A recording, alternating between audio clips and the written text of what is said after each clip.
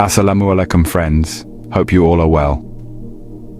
A sad mother could not bear the torture of her child, got angry with the child, abused the child in such a way, which caused the child to suffer such a fate that everyone was very hurt and surprised. To know this heart-touching incident, you can watch our video today. Keep watching until the end, because today's video contains something very educational for every Muslim brother and sister. So please don't drag today's video and watch it till the end. Today's story is a real and true story. Maulana Abdus Shakur of Pakistan. A few days later, according to the source of Rahmatullahi Alayhi, Maulana Qari Amir Uddin Sahib narrated, Maulana said, I went to the market one day, bought the necessary things and was very busy at home. So spinning in my head, I paid no attention to anything else. But suddenly, I was forced to stop by a loud noise. I saw a protest calling me loudly. Its face was pale, licking dry lips with its tongue repeatedly, flesh on a worn skeletal body. I said no. Tears were rolling down my eyes. I was going away pretending not to hear because of urgent work at home, but he shouted at me again, said, Lord, please listen to me. I will not ask you for alms. Just a little prayer. I pray. I am very surprised at the beggar's words, but I have no time. My heart was moved by his invitation. I thought to myself that a helpless man is calling me to say something, and I should pass away like a selfish person. It is not the character of a Muslim. So I went to him and asked, What happened, Father? Why are you doing this? He said, Sir, I want to tell you a heart-touching story of life and also wish for your heart-wrenching prayers. Do you have some time? Maulana Sahib said, I have many urgent work at home. I need to go now. Even so, I will not leave without hearing your life story. Tell me what you want to say. The man was very happy with my words. A faint smile rose and disappeared at the corner of his lips. He started saying, Lord, I was once very wealthy. The endless blessings of Allah Ta'ala. I was satisfied with abundance. I had no useful lack of happiness and peace, including houses and building materials. I only lacked one thing, and that was good morals and honest character. My Lord was not deed. I was always busy in entertainment. When I did what I wanted, addiction. I used to get drunk. Most nights I would come home very late and find everyone except my only mother, Janani, unconscious in a deep sleep. No matter how late at night, my loving mother never went to bed until I came. Sitting near the door he used to wait. When I came, he would tell me, Why you come home so late, Father? Your delay makes me restless. I have to bear the pain of this restlessness every day.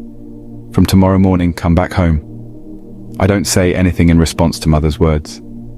I just nod my head and go to bed and lie down. Mother insists on feeding me, but most of the time I don't feel like eating anything. No. The man got a little nervous after saying this. Then he started telling the real story. One night I was drunk with my friends. I was late to return home that night compared to other days. So late I never returned home. Mother was in great pain. She sat for me till late night. Repeatedly she opened the door and came out and looked at the road. But there was no smell of my coming. Mother's patience was breaking gradually. She was very angry. He got angry and said to himself, When I come home today, I will say 2 or 4 words to him if necessary. I will raise my hand.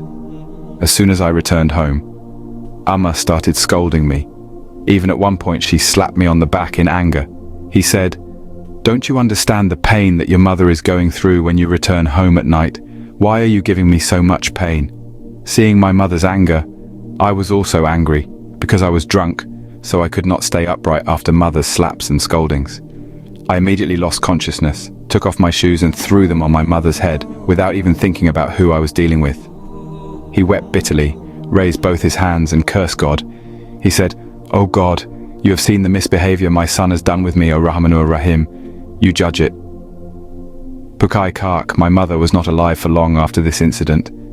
She passed into her grave with a chest of sorrow. I could have apologized to her if I wanted. I could have held her hands and feet and made her happy. Maybe that is what she wanted. But what about fate? Cruel irony, I didn't do that.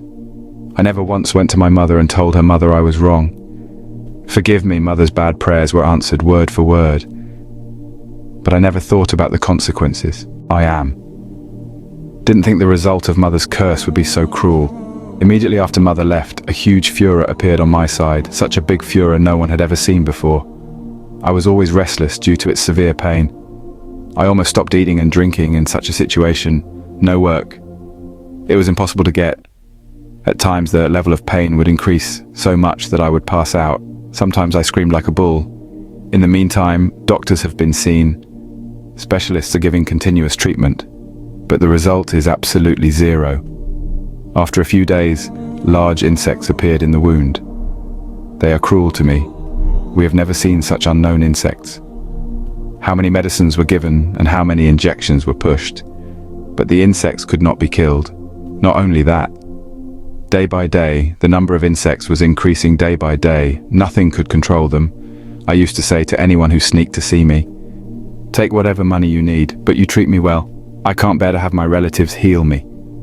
For did not fail to try, including allopathic, homeopathic and Kabiraji treatment. They did all kinds of treatment, spent lakhs of rupees, but the result was nothing. Day by day the condition only worsened. After a few months of treatment the doctors told us to try our best. From now on I see no other way but to take to London. I called my relatives and said, "Why only London? Take me wherever they ask me to take. Sell my property with my help." But still, you cured me. Then I went to London and the treatment went on in full swing. The famous doctors there treated me for a long time, and they also failed. They told me that your disease is beyond treatment. We can't do anything about it. Finally I returned to my country, in despair. When I came back my disease was 5 years old. In these 5 years everything was over. After treatment some property was taken away by others. The day I reached my village I had no place of my own to sleep. So little to walk. After recovery I had no choice but to take up the alms bag to save my life. I have been begging for a long time now. I'm still not fully recovered. Have you ever wondered if there are certain things you should never say to your spouse? The Prophet warned about these very comments. Welcome, friends. Today, we delve into the profound significance of respectful and considerate communication within the sacred bond of marriage. Our first piece of advice is a simple yet powerful one. Never belittle your spouse's efforts. Often we may overlook the small acts of kindness, the tiny sacrifices, and the seemingly insignificant efforts our partners put forth. However, it's these small tokens of love that build the foundation of a strong and lasting relationship. The Prophet's teachings echo this sentiment, as he beautifully stated, "He who does not thank people does not thank Allah." Ahmad, Tirmidhi. This wisdom encourages us to express gratitude for every effort, every gesture, and every act of kindness. So, let's take a moment to appreciate our partners, their efforts, and their contributions. Friends, this is the story of loving the Quran presented to you. There are so many people these days. Those who can read the Quran but do not read it. Many read the Quran again forgotten. I pray to God, may Allah bless you and me. Reading the Quran and acting upon it granted permission to do it. Amen. Have you ever wondered why you are here? What is your purpose in life? It's a question as old as humanity itself, a universal curiosity that weaves its way through every culture, every mind. Life, as we know it, is a complex tapestry of experiences, fraught with trials and tribulations, victories and defeats. These twists and turns often lead us down the path of anxiety and worry, questioning the why, the how, and the what of our existence. But what if I told you that amidst this chaos, there is a unique plan tailored specifically for you? A plan crafted by a higher power, a divine architect. In this context, we refer to this architect as Allah. Allah, who has meticulously designed a path for each one. Ever wondered how crucial du'as are during the holy month of Ramadan? As we embark on this spiritual journey, it's important to understand the profound significance of Ramadan. This is not merely a month of fasting from dawn to dusk.